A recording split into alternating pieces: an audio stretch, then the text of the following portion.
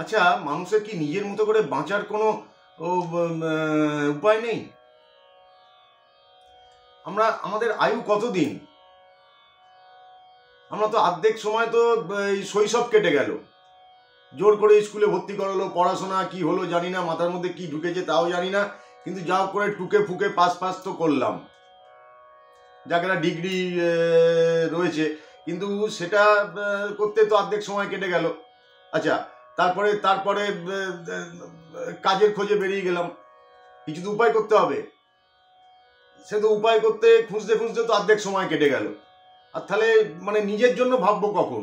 এই তো মানে এইসব, তারপরে ধরুন মানে জোর করে সংসার ধর্ম, এবার জোর করে সংসার ধর্ম করতে গিয়ে তো আর এক ব্যাপার, সে তো উপার্জন যা তাতে তো চলে না, কিন্তু চলতো হয়তো, ও সেইভাবে চলতো, কিন্তু পারিপার্শ্বিক লোকেদের দেখে শুনে তো মনে হলো যে না, আর একটু ভালোও চলতে পারে,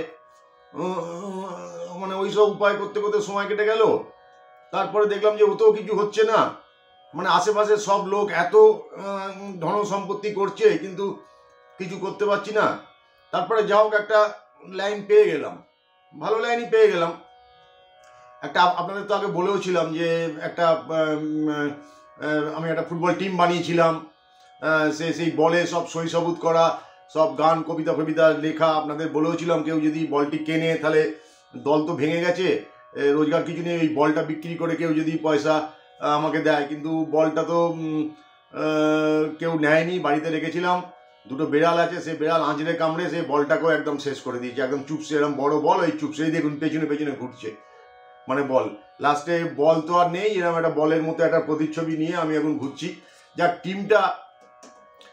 টিমটা কি হয়েছে, টিমটা আসলে টিমের আমি যারা আমাদের প্লেয়ার ছিল, তো তাদের বলেছিলাম যে ভাই পয়সা করে কিছু দিতে পারবো না, তোমরা তোমাদের মতো করে খেলো, বেটিং ফেটিং করো, নানা রকম সবাই ধান্দাবাজি করে তোমরা তোমাদের নিজের খরচটা তোলো, কিন্তু আমাদের টিমটাকে বাঁচিয়ে রাখো। অন্তত 11+4 15 জনের একটা দল আমি করতে পেরেছিলাম, কিন্তু তার মধ্যে তো বেশ কয়েকজন প্লেয়ার বেটিং ফেটিং করে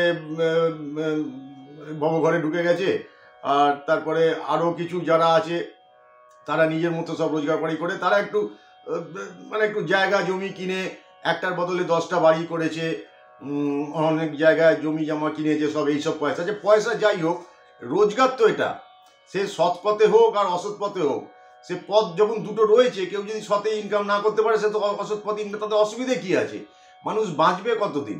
আর মানুষ যে এই যে যারা ধরুন মানে আমার টিমের যারা আছে, তারা তো 10টা বাড়িতে তো থাকছে না, সে তো আর 10 আনন নয় যে 10টা মাথা 10টা বাড়িতে রেখে দিচ্ছে, সে তো একটা বাড়িতেই থাকছে, সে তো ঘুমোচ্ছে ওই 6x4 একটা ছোট খাটে, যত বড়ই খাট হোক না, কিন্তু জায়গা তো লাগছে ওই 6x4। তাহলে মানে অসুবিধাটা কিসের? না খাউঙ্গা না খানে দুঙ্গা। আরে তুমি যদি বেশি না খাও, তাহলে আমি যদি তোমার থেকে একটু বেশি খাই, তাতে অসুবিধে কি আছে? আরে আমি কি নিয়ে চলে যাচ্ছি? মারা যাওয়ার সময় তো আমি সব এখানে রেখেই যাবো। 10টা বাড়ি থাকলে আমি তো থাকি একটা বাড়িতে, আমার যেখানে যেখানে বাড়ি থাকুন না কেন, লন্ডনে, আমেরিকা, দুবাই ফুবাই, হ্যাঁ, কিন্তু আমি তো থাকি একটা বাড়িতে রে বাবা। ও তো পৃথিবীতে থেকেই করেছি, আবার পৃথিবীতেই রেখে চলে যাব। দেখেছেন তো, মানে তোদের না সত্যি এই বল না পেয়ে তোরা এখন এইসব করতে শুরু করে দিয়েছিস। দাঁড়ান, এটা একটু ঠিক করে নি। হ্যাঁ, ঠিক হয়েছে ঠিক হয়েছে ঠিক হয়েছে। মানে এই বিড়ালের উৎপাতে না, মানে চিন্তা করা যায় না যে কি অবস্থা। এই সরি। তো এই হচ্ছে ব্যাপার। এবার যাবার সময় কি নিয়ে যেতে পারবো? চোখে কম দেখি বলে চশমা, এবার মনে যাওয়ার সময় তো চশমাটাও ফেলে যেতে হবে আমাকে। জামা প্যান্ট নয় নাই পরলাম, চলে গেলাম, কিন্তু চশমাটা ছাড়া তো আমি কিছু দেখতে পাবো না।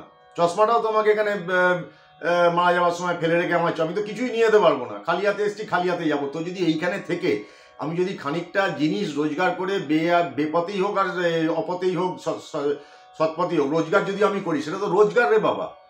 তো সেইটা নিয়ে এই না খাউঙ্গা না খানে দুঙ্গা এইসব বলার কোনো মানে আছে?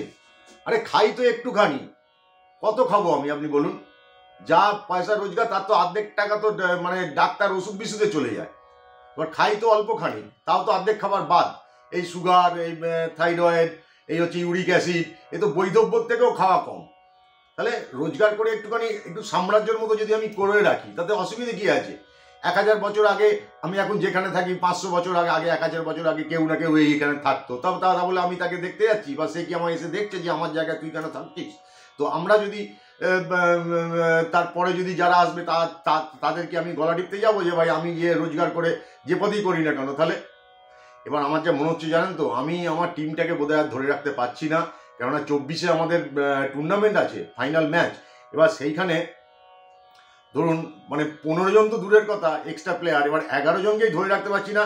নতুন নতুন প্লেয়ার আনছি তো পেছন দিক থেকে এদিকে 2 জন, এদিকে 1 জন আনছি তো ওদিকে 2 জন বেরিয়ে যাচ্ছে, আবার 2 জনকে নিয়ে এলাম 3 জন বেরিয়ে যাচ্ছে, আমি 11ই করতে পারছি না।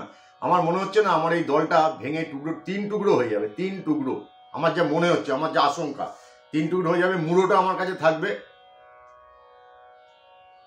গাদাটা অন্য জায়গায় চলে যাবে, ল্যাজটা অন্য জায়গায় চলে যাবে, 3 টুকরো একদম হতে বাধ্য আমার এই দল। আমার এই দলটাকে আমি আর ধরে রাখতে পারছি না।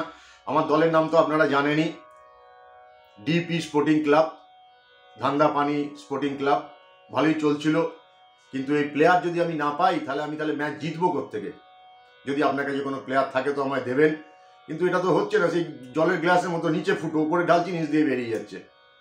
যাই হোক, আজকে বেদনার খবর আপনাকে বললাম, এই দলটাকে মনে হচ্ছে আমি আর ধরে রাখতে পারবো না। আর কেননা 3 টুকরো হবার দিকে আমার দল চলে যাচ্ছে, অর্ধেক ব্যাটিং ফেটিং করে চলে গেছে।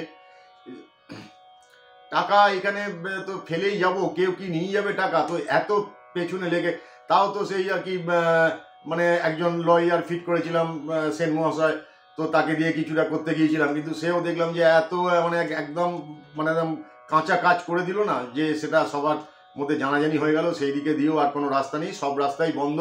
দেখা যাক কি হয়। আপনারা একটু আমাদেরকে একটু আশীর্বাদ করবেন যেন আমার টিমটা যেন আমি ভালোভাবে করে ফাইনালে লড়তে পারি। ট্রফি আমাদের চাই। ভালো থাকবেন, আবার সামনের দিন দেখা হবে।